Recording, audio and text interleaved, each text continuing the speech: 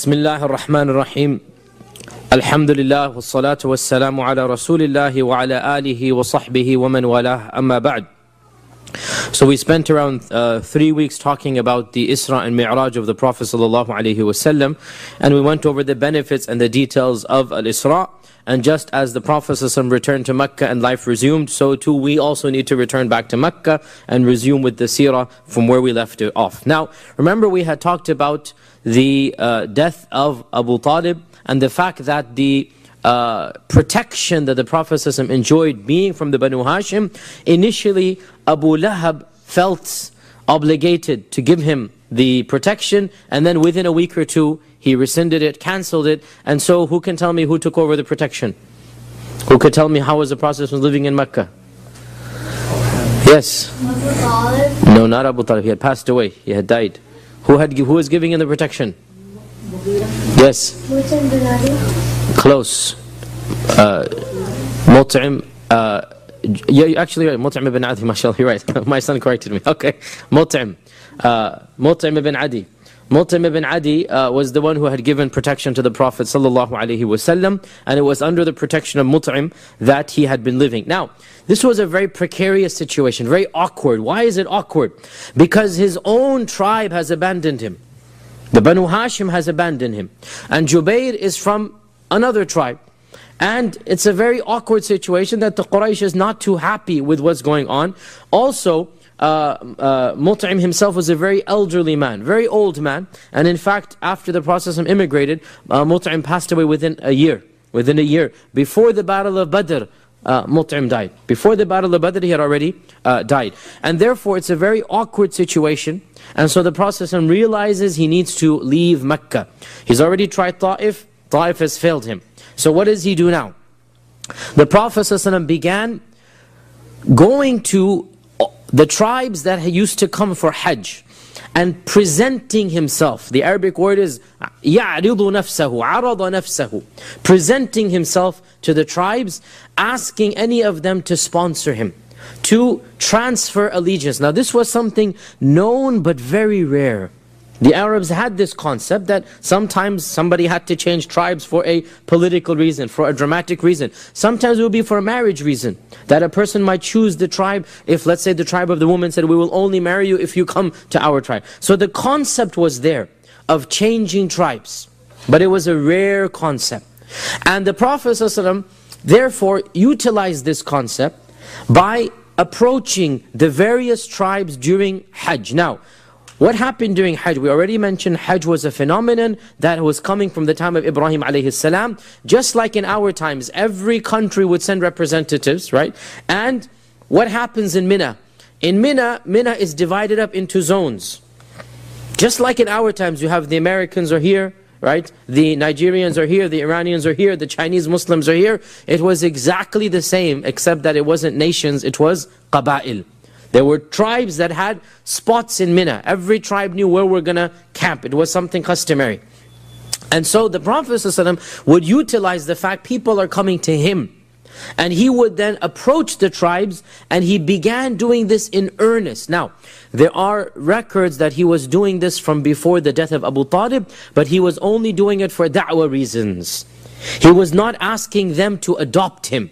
Right? So he's simply approaching the tribes to preach Islam. There are records of this, that he's going to the tribes to preach Islam. And later on we'll mention, perhaps even we know of some pseudo-converts who had accepted Islam, or maybe not. We'll find out some more details later on. But the key is, before the death of Abu Talib, he's not approaching them to ask for political asylum. He's approaching them for da'wah. After the death of Abu Talib, the tune changes.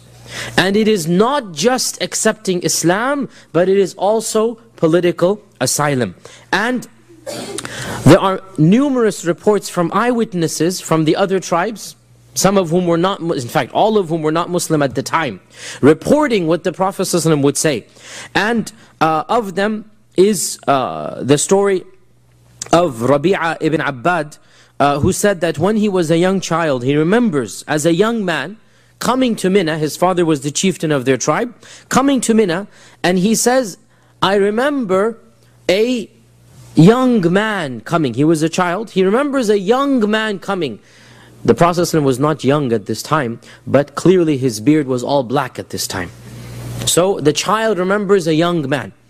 A young man coming and speaking to my father, telling him to embrace the worship of Allah and leave idolatry and to accept him into his tribe. And he said, I saw a man standing behind him, waiting for him to finish. An elderly man wearing a Yemeni cloak, having two ponytails. The Arabs had ponytails. Men would have ponytails. Islam came and said, generally speaking, men should not be doing this. But the Arabs of old, they had dhu'ab. They would braid their hair. You know, the masculine ponytails, which is common now in some cultures. They have these masculine ponytails. So he had these two ponytails coming out. And he was wearing a Yemeni cloak, elderly man, waiting in the background. When this young man finished and moved to the next tent, this elderly man came forward and said, O people, this is a person who's calling you to give up your gods, Allat and Al-Uzza. And he's calling you to give up the way of your forefathers, so do not give up that way and stay with the way of your forefathers. So, Rabi'a said, I asked my father, who is this young man and who is the older man who came to cancel what he said? So his father said, this is the young man they claim is a prophet. So people have heard of a man claiming to be a prophet. And that elderly man is his uncle Abd al-Uzza, meaning Abu Lahab. That elderly man is his uncle Abd al-Uzza ibn Abd al-Muttalib. So the matter of the Prophet had become a bit of a common knowledge now. This is the man who claims to be a prophet. So his matter had spread amongst the tribes, and the Prophet kept on going tribe to tribe. In another narration reported by many of the classical books of Sirah, the Prophet said, who will take me, who will adopt me basically, so that I may preach the message of Islam, the message of La ilaha illallah, because Quraysh has prevented me from preaching the kalam of Allah. Quraysh has stopped me from preaching the kalam of Allah. And therefore, the Prophet ﷺ is calling people not only to Islam, but also to accept him politically, to adopt him politically. And the Prophet ﷺ approached multiple tribes. He approached of the tribes that we know, the famous tribe of Kinda, the tribe of Banu Abdullah ibn Kalb, the tribe of Banu Hanifa, the tribe of Banu Amir ibn Sa'sa'a. All of these tribes, they rejected the message, some of them more harshly than others. Some of them more harshly than others. Some of them were rude, some of them were sarcastic, and some of them did it more politely. So we have a number of interesting stories about what happened with these tribes. 2 or 3 interesting stories. One of these is from the tribe of Kinda. The tribe of Kinda was a tribe that once upon a time had a lot more prestige than now. They were a glorious tribe of old. And they were one of the few Arab tribes that actually had something of a king. They had a kingdom once upon a time in their land. Once upon a time, maybe 500 or 400 years ago, and they had lost that prestige, and now they were simply the stories of old, but they had lost the power that they used to have. So when the Prophet ﷺ approached the chieftain of Kinda, or one of the chieftains of Kinda, because again, remember, the way that the tribal system works, there is no one leader for the whole tribe. You have leaders of every sub-tribe coming together in a parliamentary system, if you like, right? So, even for example, Abu Talib in his lifetime was not the chieftain of Quraysh. He was the chieftain of the Banu Hashim. And Mut'im was the chieftain of the Banu Makhzum, and so on and so forth, right? And so each of the sub-tribes has their chieftain, and it's not as if there's one king. That's one of the signs of a Jahili society. There's no unified civilization. No one person is in charge. And we already mentioned Abdul Muttalib had almost broken that, and almost become the unified leader of the Quraysh, but even he did not become the king. So, he approached one of the chieftains of the Kinda. His name does not concern us, will confuse me more by the names. And the chieftain listened with great attention. And he said, this is a very interesting message. Come with me, I will grant you an audience with our other chieftains, i.e. the other elite. Come with me, I'll grant you an audience, and what you said to me, say to them. So, the Prophet ﷺ followed him. They went into the gathering, and he convened the gathering, and the Prophet ﷺ preached the message to them. Then the man who had brought him in spoke up. So he has He's thinking 2 steps ahead. And he said, "O my fellow tribesmen, if we were to take this matter from this young man," again he called him a young man, because again the Prophet is now in his late 50s, and so the elders, the chieftains would be definitely in their 60s and 70s. So he's just calling him, he's still relatively young compared to the chieftains. If we were to take this young man from the Quraysh and adopt him, we will have a message through which we can conquer the other Arabs. Notice, he's thinking politically. This man is coming with his message, I have my message. What is my message? To regain the glory of Kinda, to regain the tribal ancestry, the kingdom of Kinda.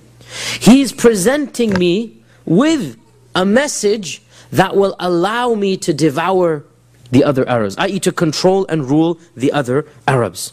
So he's telling the tribes, this is why I invited him in, right? Think not in terms of theology, in terms of politics.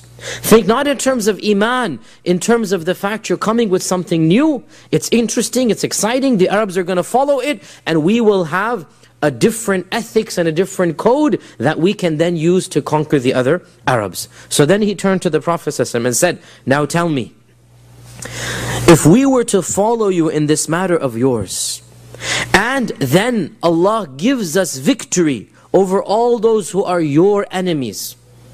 He's being very political here. If we were to join you, and Allah gives us victory over your enemies, will you give us control of this affair after you?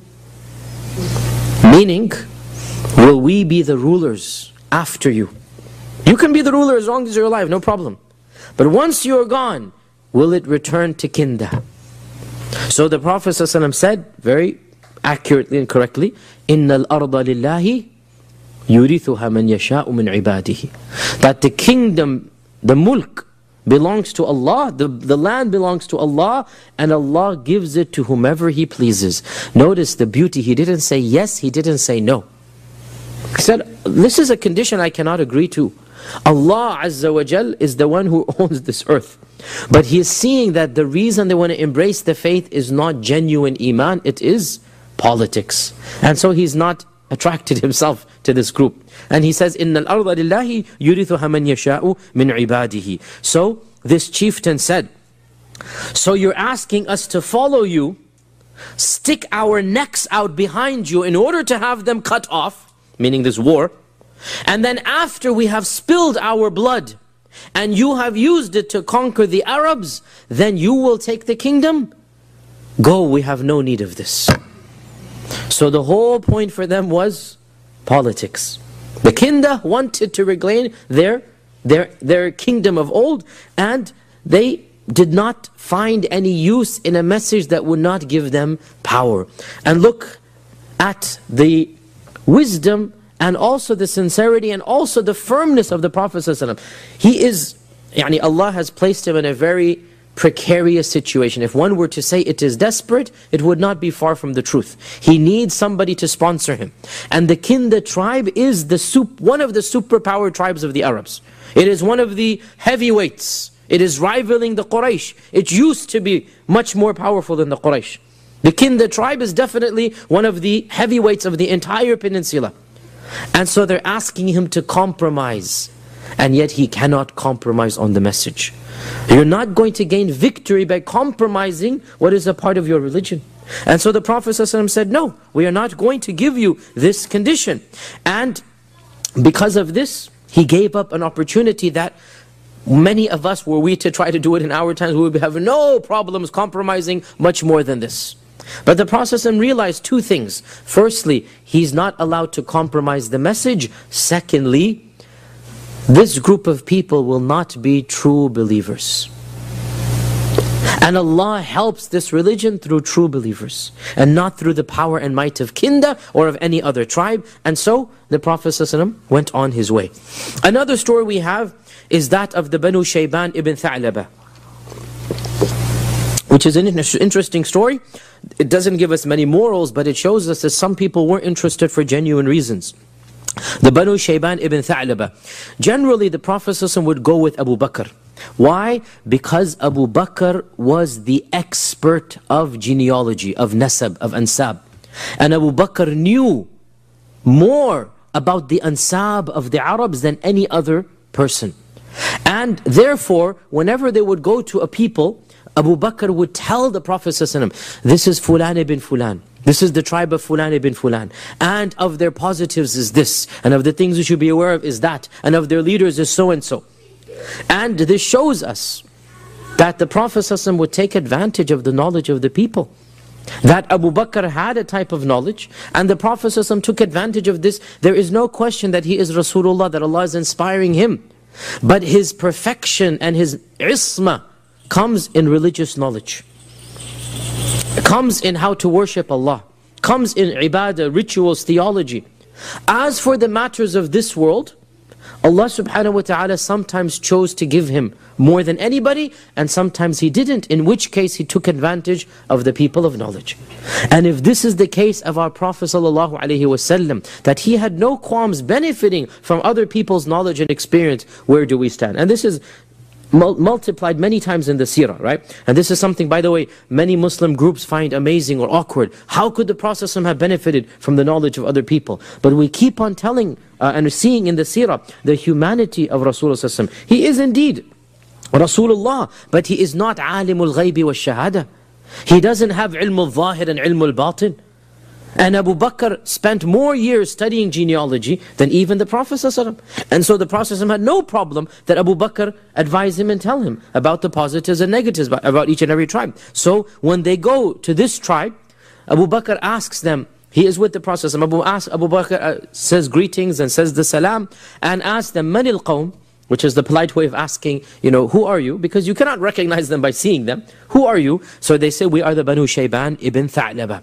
So the Prophet ﷺ, Abu Bakr leans over to the Prophet ﷺ and says, Ya Rasulullah, the Banu Shayban are of the most noble and the most illustrious and the most intelligent tribes of the Arabs. I.e., these are people who are valued for their wisdom. And they have amongst them Fulan and Fulan and Fulan. He mentioned their tribal leaders.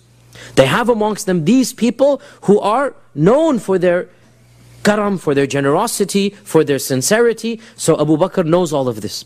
And so he's preparing the Prophet that these are people of intelligence. So they exchange some pleasantries back and forth, and they ask, who are you? They say, Abu Bakr says, I am the son of Abu Qahafa from the Quraysh, and this is the grandson of Abdul Muttalib. So they introduce themselves, and then the Banu Shayban say, what is your matter? Why are you here, basically, right? In other words, it's not the custom of the Arabs or the Quraysh to go knocking on tents. There's a reason you're coming. So, what is the matter? What is the issue that you are here with? And so here the Prophet ﷺ spoke. So Abu Bakr introduced him. Abu Bakr was his press secretary here. He was his ambassador, opening the doors. Once the doors are open, the pleasantries are finished, then the Prophet ﷺ speaks up. And the Prophet ﷺ says, we have come here to invite you to ibadatillahi azza wa jal. That ibadatillahi wahdahu la sharika lah. And that you reject the false gods. And we also ask you to accept us, to take us into your tribe, because the Quraysh has asat wa baghat, and they have been arrogant, and they have been evil, and they have rejected us, or they have stopped us from prevented us from spreading the speech of Allah. And Allah is Al-Ghani Al-Hamid. I am asking for your help, but Allah does not need your help. I am asking for your help, but then he finishes, and Allah is Al-Ghani Al-Hamid. Right? So don't think that Allah needs you. We are saying, help us out if you want, and Allah will reward you. But Allah Azza wa Jal is Ghani and Hamid. So the tribal leader said, what else? Is there anything more than this? So the Prophet ﷺ recited to them the famous verse of Surah Al-Anfal, قُلْ تَعَالَوْا أَتْلُ مَا حَرَّمَ رَبُّكُمْ عَلَيْكُمْ أَلَّا تُشْرِكُوا بِهِ شَيْئًا وَبِالْوَالِدَيْنِ إِحْسَانًا. Say, come, I will tell you what your Lord has forbidden for you. That you don't worship any besides Him. You don't do shirk with Him. And you be good to your parents. And you be good to your relatives. And the verse goes on. And you don't eat the property of orphans. And you do this and you do that. And you do not do fahisha. And you be trustworthy in your judgment. So it's all about ayat of ethics and morality. The chieftain said, anything more than this? The Prophet ﷺ said, إن الله يأمر بالعدل والإحسان وإيتاء ذي القربى وينهى عن الفحشاء والمنكر والبغي يعظكم لعلكم تذكرون. So he gave a brief khutbah basically, and it can be said that this ayah, because the Prophet ﷺ used it, it has become accustomed to use this ayah in every single khutbah al-Jum'ah, even though he didn't use it in khutbah al-Jum'ah, but he used it in this khutbah. And it shows us the comprehensiveness of this ayah, that إن الله يأمر بالعدل, that Allah commands to everything that is just, wal-ihsani, and perfection of manners, wa-ita'i dhil qurba, and to be good to one's relatives, wa-yanha 'anil fahsha'i wal-munkari wal-baghi, and Allah forbids lewd deeds and transgressions and evils. يَعِظُكُمْ لَعَلَّكُمْ تَذَكَّرُونَ. Allah is admonishing you so that you think and you be rightly guided. So the chieftain said, you have indeed come with good, and you have called us to the best of akhlaq and morals, i.e. your message is very good. And the Quraysh has lied against you. Notice, even before the Prophet ﷺ has come, they know the Quraysh has come. They know what the Quraysh has said. And they're aware, and this is an important point, the message of the Prophet, or the phenomenon of the Prophet ﷺ had spread amongst the Arabs. And even the Banu Shayban, they've never met the Prophet ﷺ. They know that somebody is from the Quraysh who has some message that they have already been warned against. And when he presents the message, they tell him, the Quraysh have already lied against you. And your message is not what they have said. So I refer you to our Shaykh, our elder, Hani ibn Qais. Hani ibn Qais stood up and he said, I have heard what you have said, O member of Quraysh, Ya Akha Quraysh, which is basically their way of saying, O person of Quraysh, I have heard what you have said. And I feel that if we leave our religion and our ways and embrace your ways after a first meeting, we've never met before, we haven't met again yet, i.e. the first meeting, this will be a hasty decision and it might cause us harm in the long run. And we also have people we have left behind. Not everybody comes for Hajj. What percentage come for Hajj? Right? We have also people that we have left behind whose advice we have not sought on this matter and whose support is necessary. And so I think that we should wait, and you should wait, and we shall return and you shall return, i.e. next year.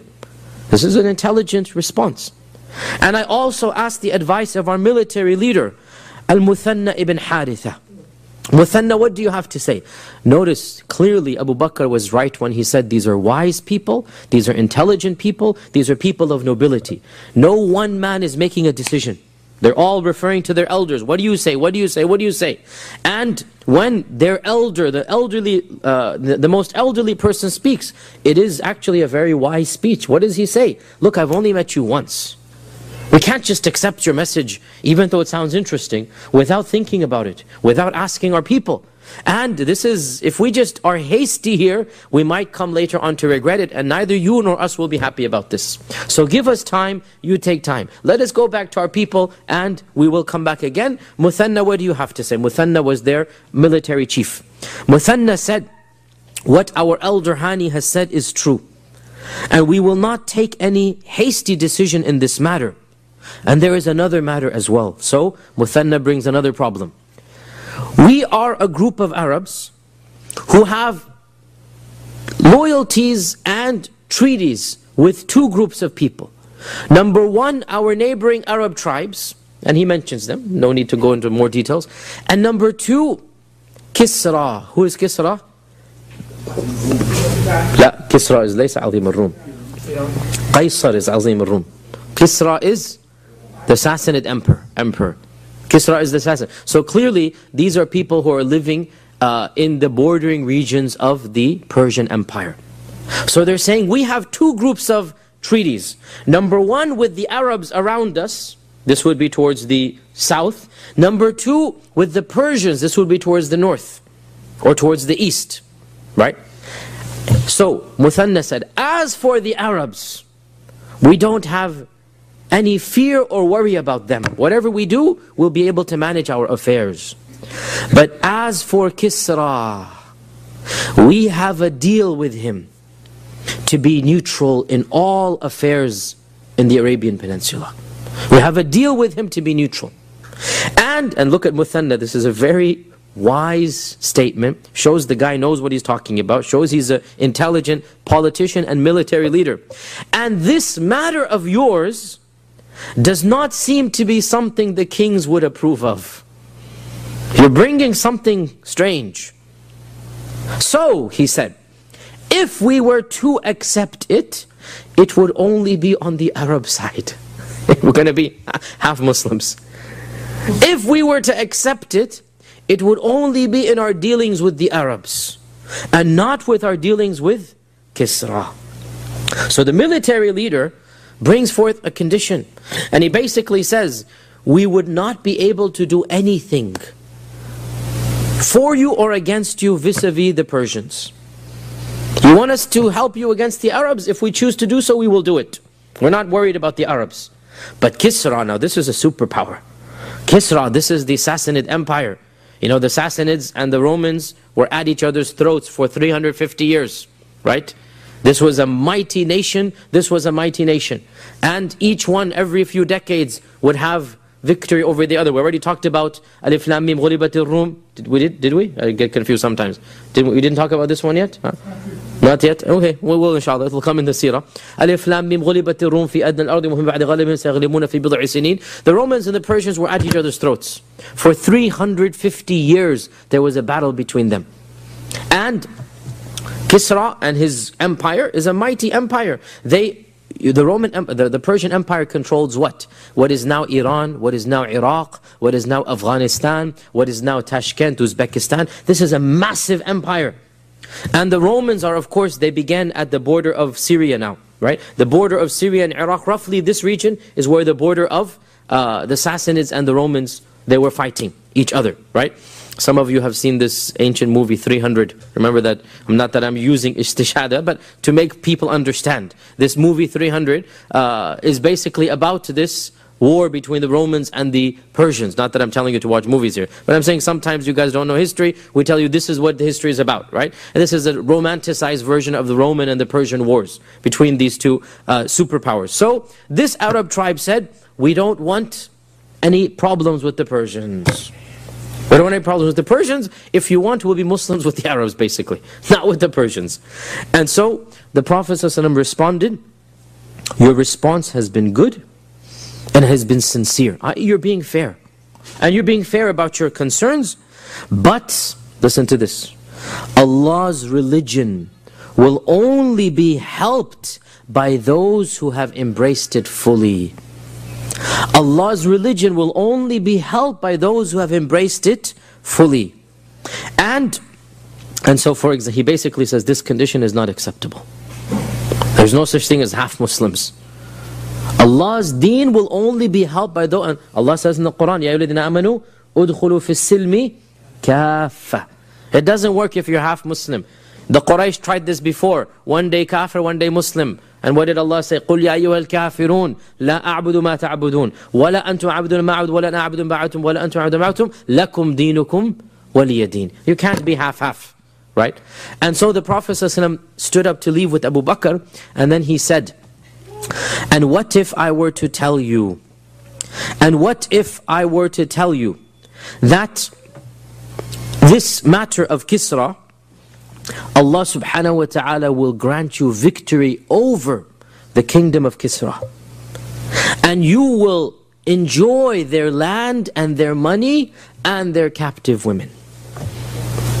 Would you then accept if I were to promise you this? One of their younger ones said, yes, of course, bala, there's no question we would do this, right? But they didn't believe that this would actually happen. How could it happen when the Roman Empire could not destroy the Persian Empire? Are you expecting us, the Banu Shayban, to be able to conquer the Sassanids? And so the Prophet ﷺ left them at this, and they did not embrace Islam at this stage. Of course, later on in the Fath Makkah phase, everybody embraced Islam, right? But they gave up embracing Islam now, and because they gave it up now, they gave up all of the riches and fortunes that the Ansar and the Muhajirun acquired. And this is an amazing prediction that subhanAllah, even though the Prophet ﷺ seems to be in a very dire situation, he has yaqeen in Allah. That these lands, it's only a matter of time. That you're scared of Kisra, the time will come when you will be enjoying the palaces of Kisra. All of that wealth will be yours if you only had faith. And what is really amazing is that this prediction was for Kisra and not Qaisar. Yani Allah's promise is specific and true. Because had it been for Qaisar, it still hasn't happened yet. But for Kisra, what happened with Kisra? When the Prophet ﷺ sent his letter to Kisra, right? And Kisra, what did Kisra do? You all know, what did Kisra do? He tore the letter up, right?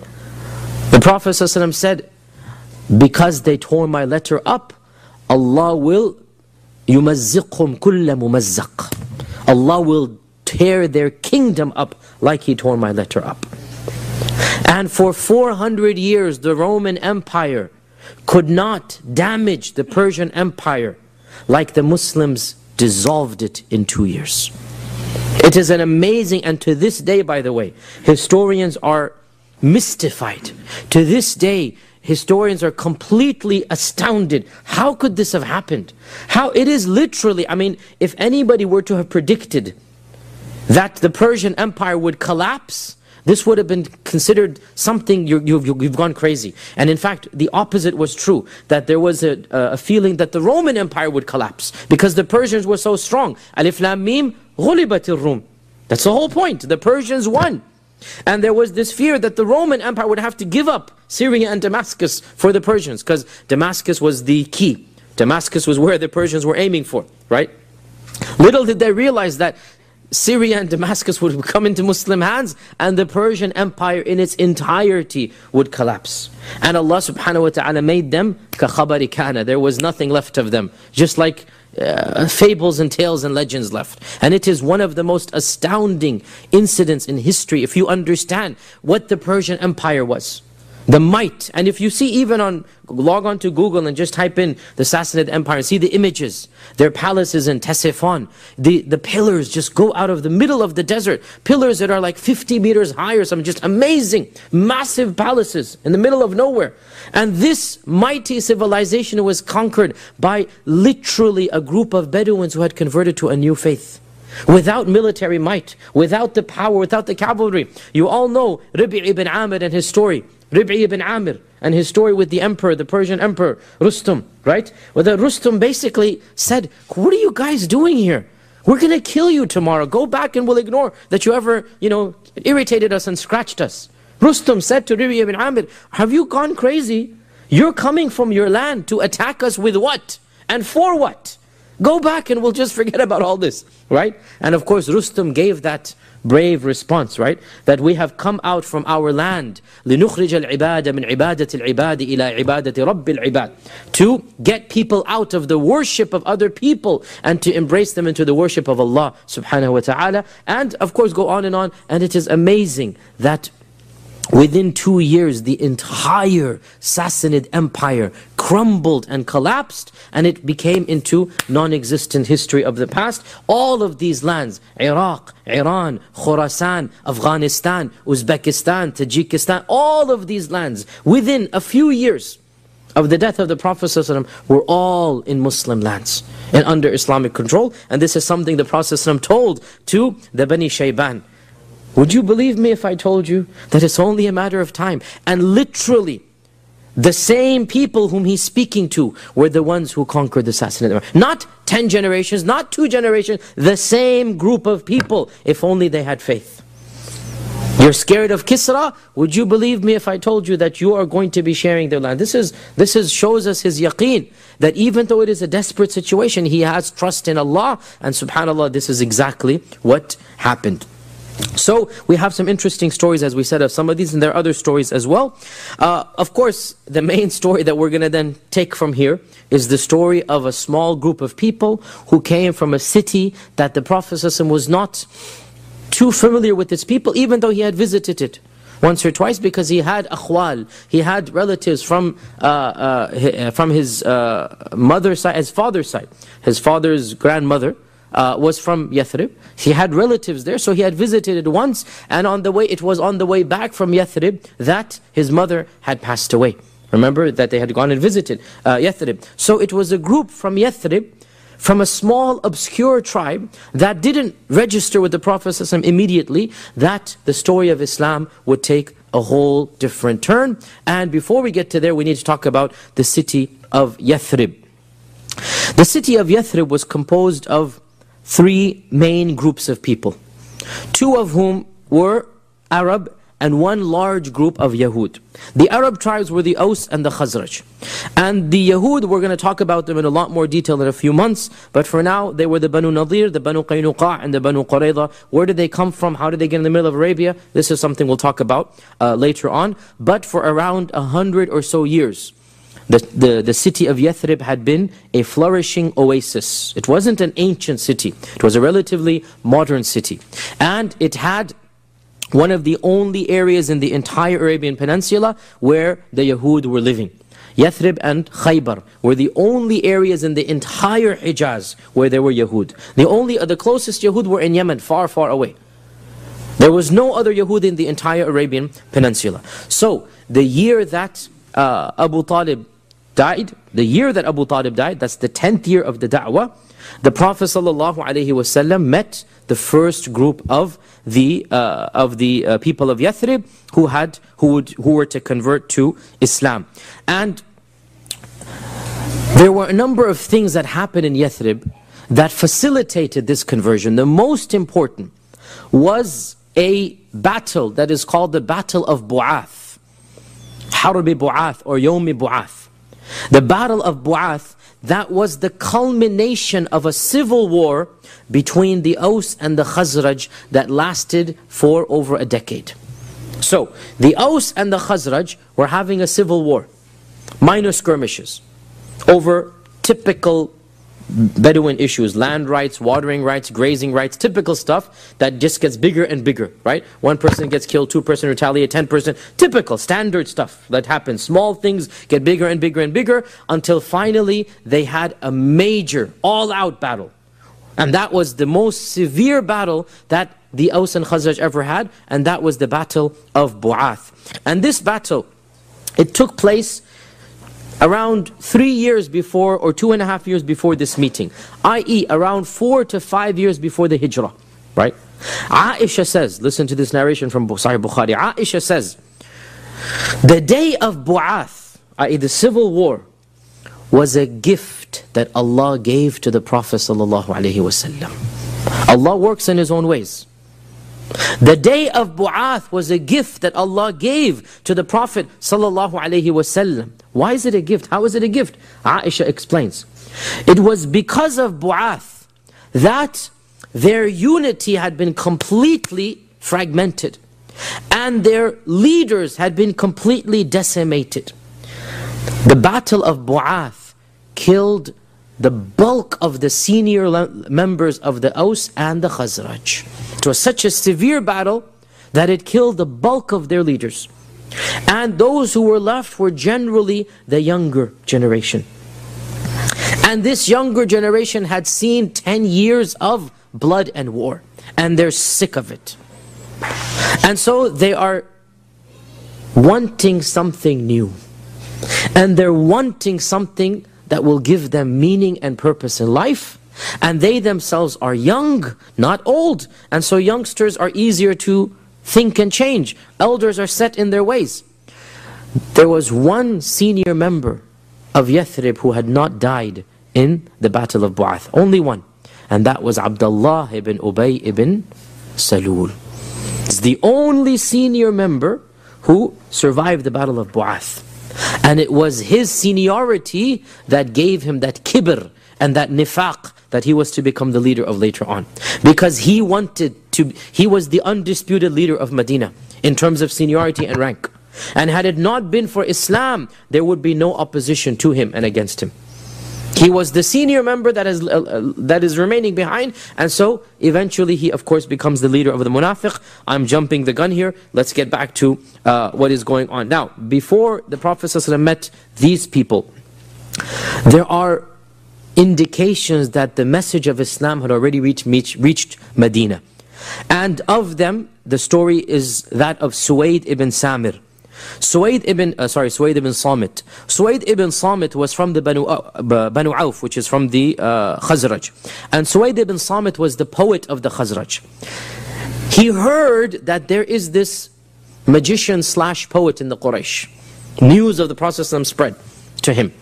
So when he went for Hajj, this is before the Battle of Bu'ath. This is before all of this. This is before the Prophet is asking political asylum.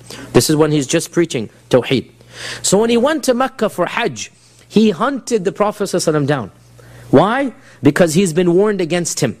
But because he's a poet, he's heard the Prophet is a spectacular poet. So he wants to meet somebody of his own type. So he goes to the Prophet and listen, look at his arrogance here. He says, I have heard that you have eloquent speech. I have something similar to you. We are both the same. Because he is the poet of the Khazraj. And so the Prophet says, what do you have? Let me listen to it. So he recites his poetry, which I have no, of course the eloquence is such that, to be honest, even I have to look up words and whatnot, and I don't think even any of you would be able to understand it, but clearly it is at an advanced level, right? And he is, and Ibn Hisham and others, not Ibn Hisham, other books mention some of his poetry, which is typical, beautiful, classical, pre-Islamic poetry, right? So he goes, this is what I have. The Prophet ﷺ says, هذا حسن وما عندي أحسن. What you have is good, but what I have is better. What you have is good, but what I have is better. Because what I have is تنزيل من رب العالمين. So Suwaid said, let me hear. So the Prophet ﷺ began reciting the Quran to him. And Suwaid was dumbstruck, speechless.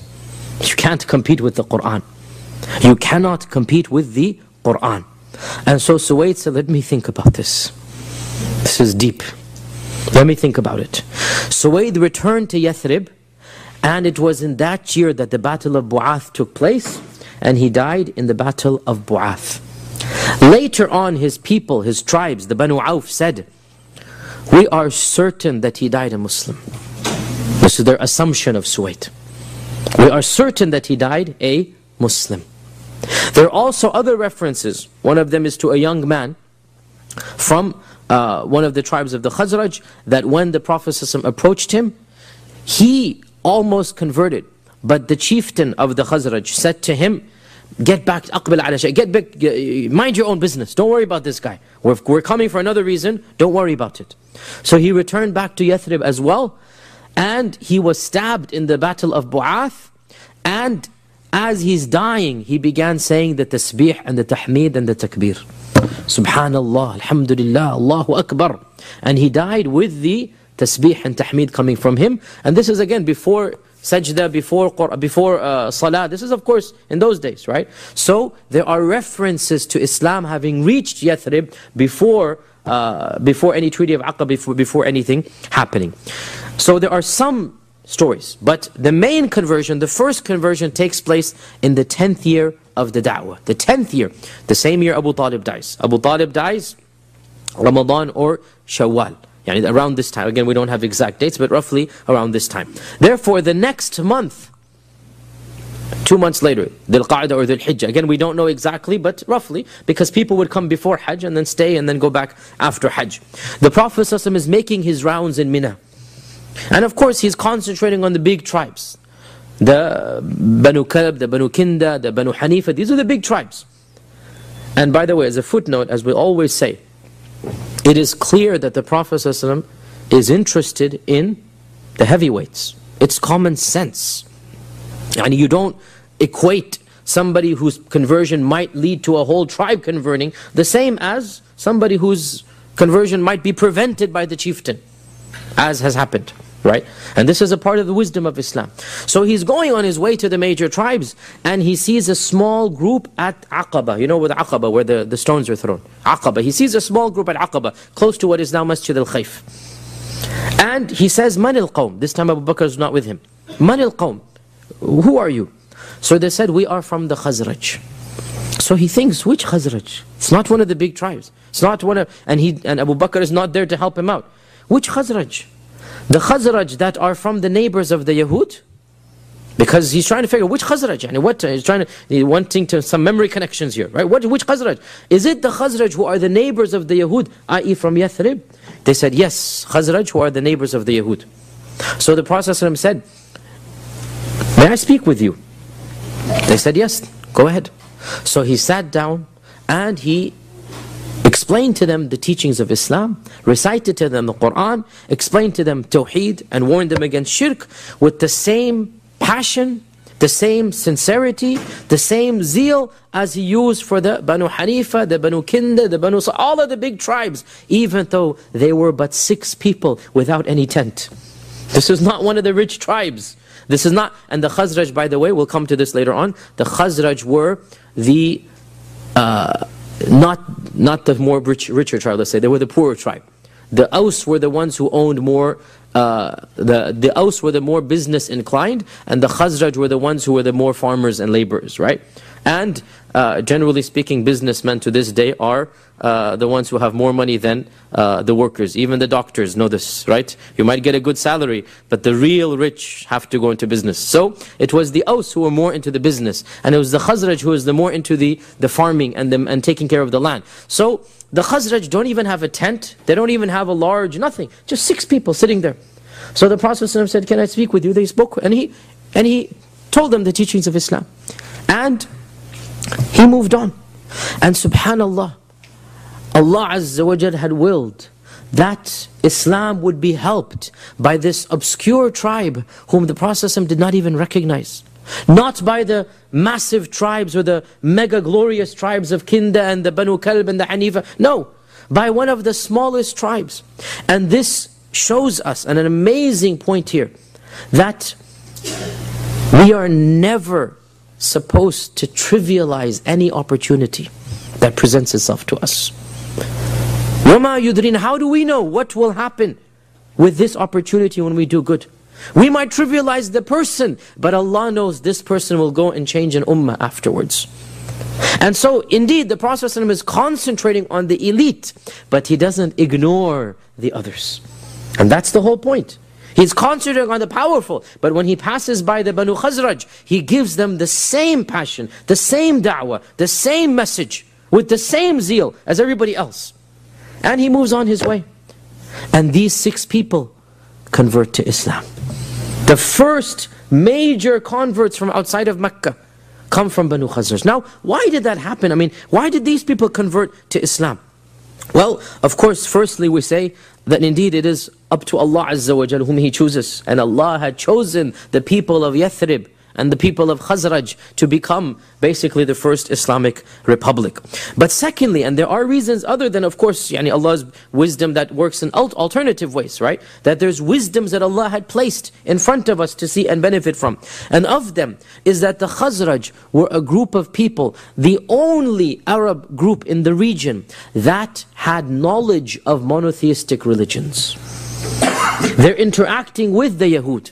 So they understand the concept of Tawheed, of Risala and Nubuwah, of Ibadah and rituals, of law and ethics coming from a book, scripture, right? These are alien concepts for the Arabs. The Arabs don't know the concept of prophets, right? لِتُنذِرَ قَوْمًا مَا أَتَاهُمْ مِنْ نَذِيرٍ مِنْ قَبْلِكَ. So that you may warn a nation who's never had a prophet before you. They've never seen a prophet, but the Khazraj know what a prophet is. And the Khazraj understand what a book does. And the Khazraj felt inferior to the Yahud, because the Yahud had a higher civilization than them. The Yahud could read and write. The Yahud had madrasas. The Yahud had places of worship. And the Khazraj were always, and the Aus as well, both of them, they were always feeling inferior to the Yahud. And the Yahud flouted this. The Yahud made it a point of, we are better than you. And we have a book, and we have a prophet, and we have this and that. The Yahud flouted it, and of course, their religion does not allow conversion, right? Their religion is ethnic religion. It doesn't allow conversion. You cannot become one if you wanted to, unless with great difficulty. And this Arab didn't even have these difficulties, the Arab Yahud at that time. So basically, they're flouting their superiority and not giving the Aus and Khazraj any opportunity to convert. And this is happening for generations and generations, right? So this flouting of arrogance worked against them. Do you see how now, right? That the Yahud are claiming that they're superior. The Khazraj understand Tawheed now. They understand what it means to have a book. Now an opportunity presents itself, and they have an opportunity to have the same civilization, the same type of book and law and ethics and morality that has been flouted in their face for the last 100 years. Additionally, the Yahud were boasting against the Arabs. And this is mentioned in the Quran. What were they saying? Who can tell me? What is the verse? يستفتحون على الذين كفروا فلما جاءهم ما عرفوا كفروا به. Allah references it indirectly. وكانوا من قبل يستفتحون على الذين كفروا. This is the reference. What is the reference? The Yahud would say to the Aus and the Khazraj, whenever these battles would take place, because the Yahud also got involved in the civil war. The Yahud also had battles with each other over these issues. And so the Yahud, in their moments of irritation, would say to the Aus and Khazraj, it's only a matter of time before we win over you. We'll massacre you down to the last person. Because we're waiting for a prophet who's about to come. And as soon as he comes, it'll be over. وَكَانُوا مِن قَبْلُ يَسْتَفْتِحُونَ عَلَى الَّذِينَ كَفَرُوا. They would say they're going to win over the pagans. فَلَمَّا جَاءَهُمْ مَا عَرَفُوا. When this, what they were waiting for, came to them, كَفَرُوا بِهِ. They rejected it. They were waiting for a prophet to come. They were waiting for a new message. They were waiting for a new book.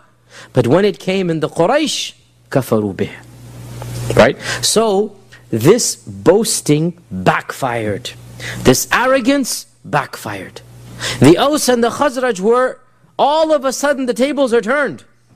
And they see an opportunity to embrace the religion, the faith, the iman, the book, the risala that they had been deprived of, and deep down inside they know has got to be true. Right? Because they've seen the civilization of the Yahud. And so, the 6 people who were with the Prophet ﷺ, they converted to Islam and they returned back home spreading the message of Islam. And amongst them were some of the famous of the Ansar. All of you should know the name of Jabir ibn Abdullah. He is of the 6, and even though he was very young at the time, perhaps even pre-baligh, but he was with his tribe. There was also Uqba ibn Amir, another famous Ansari. As'ad ibn Zurara. As'ad ibn Zurara has many stories in the early Sirah. All of these were of this initial 6 tribe and 6 converts. And they converted to Islam and they went back and they began spreading the message of Islam until in the next few months everybody in the city of Yathrib, which would be called Medina in a year and a half, everybody had heard of the new message and knew that some of their own had converted, and they were curious and interested, what is this man and what is his message that has caused 6 of our own to convert. And what is really amazing about this story, and to me especially, I've given an entire lecture at Islam and other places just about this incident to derive benefits from it, that the Prophet ﷺ was being equally sincere to all the tribes. And he's just literally like throwing seeds. Allah knows where they're going to be planted. Allah knows which one will give fruit. And He plants the seeds in the Khazraj and didn't expect anything to come from the Khazraj. He himself said so. He himself said so. That when I was in Mecca, Allah showed me that I would be immigrating to another land. So He knows there's going to be another tribe accepting Him, right? And He showed it to me, and it was a land of greenery, a land of palm trees. So I thought that it might be in Yemen. He wants the big tribes. He wants civilization, he wants all of this, right? فَإِذَا هِيَ يَثْرِب. But rather it turned out to be Yathrib, right? And he then changed the name of Yathrib to Medina.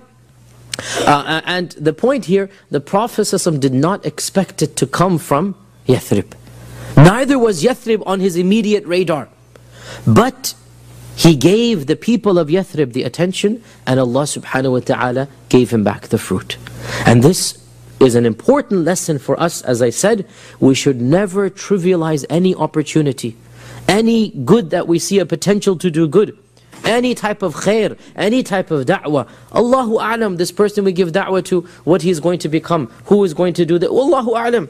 It's not, only Allah knows best. And because our Prophet ﷺ did not trivialize the da'wah, this initial seed of 6 people gave fruit, and the next year more than double the number came back. The next year, more than 10 times that quantity came back. And the next year, they demanded from the Prophet ﷺ, you're not going to live amongst those people who are persecuting you. You will come to us with izzah and honor, and we will give our lives and our souls to protect you. Right? That da'wah gave its thamara. That planting of the seed gave its fruit in just 3.5 years. And Allah Azza wa Jal, وَمَن يَتَّقِ اللَّهَ يَجْعَلْ لَهُ مَخْرَجًا وَيَرْزُقْهُ مِنْ حَيْثُ لَا يَحْتَسِبْ. Allah will provide, but you won't expect from where, you won't know from where. But if you have taqwa and sincerity, this is what we find from the Prophet sallallahu alaihi wasallam. And inshallah next week we'll come back and resume the da'wah of the people of Yathrib, which was to be called Medina, and how eventually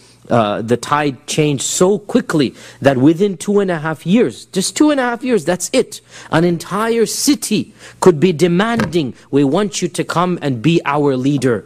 What an amazing change. Not just we're going to adopt you and be one of our tribesmen, as the Arab tribes were saying. No, as he was asking from the Arab tribes. He wasn't asking to be their leader. He was simply saying, adopt me and protect me so that I can spread the message. And subhanallah, Allah subhanahu wa ta'ala blessed him in a manner that of course would forever change history after that. And this is of course the wisdom of Allah, the planning of Allah, the power of Allah. We will resume inshaAllah next week. Now we will open the floor for questions inshaAllah, and then break for Salat al-Isha. Questions about this interim period? Yes. I have a question about the previous question. Yes, go ahead. You said that there are 7 samawat and Allah subhanahu wa ta'ala is above the 7 samawat.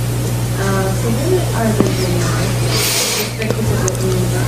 I actually did say this, so let's see who can remember. Where are the jannat in respect to the samawat?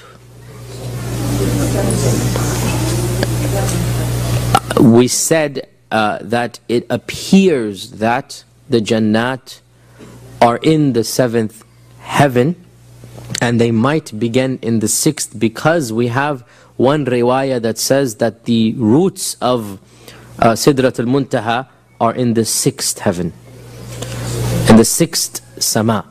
So perhaps the roots are in the 6th, and then the jannat are all the 7th, and perhaps the jannat began in the 6th and continue to the 7th. We don't know that much detail. But we know that the very end of Jannah is of course Firdaus, and Firdaus is the highest of the creation, and above the Firdaus is the throne of Allah Azza wa Jal, and therefore Sidrat al-Muntaha ends in Firdaus. Sidrat al-Muntaha ends in Firdaus, and above that is the throne of Allah Azza wa Jal. That's all we know, and to be honest, I personally do not believe that our minds can even comprehend or imagine that world or anything. Is beyond our comprehension. I personally believe, if we cannot even understand how this entire creation is just the first sama, what is beyond this? I mean, that's it, our minds are blank. This everything that we see is still within the first sama. Sama ad-dunya. This is sama ad-dunya. What is beyond this? We can't even understand what is in this world. Right? Do you think we'll understand? So, in my humble opinion, this is just words that we say. As Ibn Abbas said, there is nothing of the akhirah that we'll understand except the names used. Apple, apple.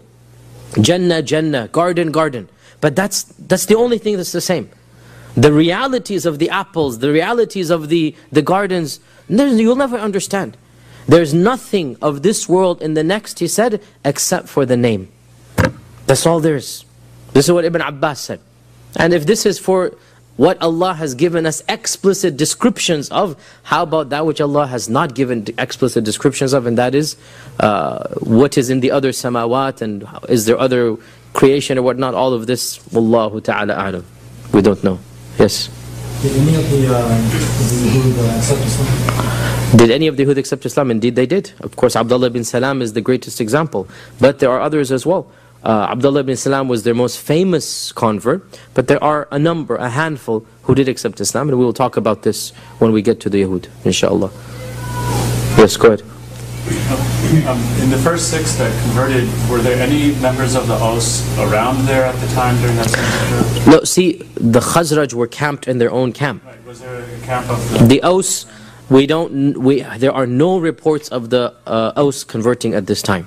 So we don't even know, did they come, did they not come? All we know is that the Prophet ﷺ gave da'wah to the Khazraj, and 6 of the Khazraj converted. And even the next year, when 12 people converted, 90% of them were from the Aus. There's only 1 or 2 that were from, Khazraj, only 1 or 2 were from the Aus. Because still, Islam will spread from family and friends, right? So very few of the Aus had converted initially. Khazraj was one of the mains to convert. And the reason, of course, is that the Khazraj, as we said, were of the lower socioeconomic status, and it's easier for them to convert to Islam. Yes, go ahead. Can you comment on Rasul was asking basically political asylum to migrate to religion.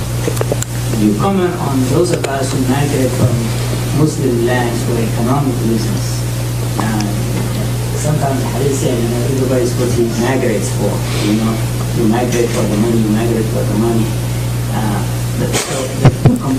فمن كانت هجرته لدنيا يصيبها أو امرأة ينكحها فهجرته إلى ما هاجر إليه.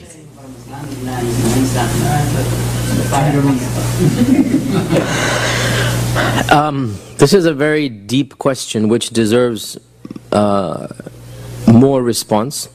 But in a nutshell, firstly, realize that the Prophet ﷺ did not say that it is haram to migrate for the dunya or for a woman. He simply said, if you do so, that's what you're doing it for. Correct? So, if you migrated for a land for economic reasons, it's for economic reasons. فَهِجْرَتُهُ إِلَى مَا هَاجَرَ إِلَيْهِ. Right? So, don't call this a shar'i hijrah. You have done a lughawi hijrah from your land to this land. This is not a shar'i hijrah. So, this is not something that in and of itself will get you any reward when you did the deed. Second question, can you convert the niyyah? You can always convert a niyyah, but the reward will be proportional to what you've done after the niyyah and not before. Okay? Third question, what is the permissibility of making linguistic hijrah from an Islamic land to a land that is not Islamic? This is something that our scholars have discussed in our times, and in my humble opinion, it is completely jaiz and permissible with some conditions. And of those conditions is that he have the freedom to practice sha'air al-Islam. Sha'air al-Islam means the main pillars of Islam, right? If any country does not allow you to practice the main rituals of Islam, you're not allowed to pray, you're not allowed to fast, you're not allowed to proclaim your Islam, right? Then it is not allowed to go to that land, because Ardullahi wasi'a, go find a place where you're able to do that. First condition. Second condition, that he has enough iman from which and through which he feels confident or expects to be able to avoid the major sins. And as for the minor sins, this is everywhere in the world. But at least the major sins, that he shall avoid the kaba'ir. And the third condition, he has enough ilm that he feels he is safe from doubting his faith. Okay, so there's three basic conditions that need to be met. Number one, there must be freedom in the land.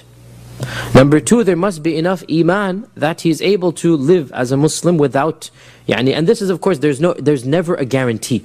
Rather, this is your your husn al-dhan with Allah Azza wa Jal, you can become the fasiq even in your country, right? And you can become a fasiq in this land as well. So there has to be ghalabat al-dhan, there has to be tawakkul in Allah. And number 3, enough ilm that you're not worried about you or your children, a'udhu billah, becoming murtad. You protect your faith in this regard. Now, as for the issue that some people have, that the only reason that it is allowed to live in a non-Islamic land is if you are giving da'wah. I do not agree with this phrase in such an unconditional blanket manner, because there's no evidence for it. Rather, if you are living in a land as a practicing Muslim for the sake of the dunya, then you are not committing any sin, and your reward will be for your Islam.